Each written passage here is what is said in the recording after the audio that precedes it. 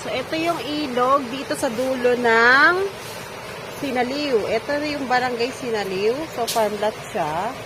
So, ayan po yung ilog. Napakalinis.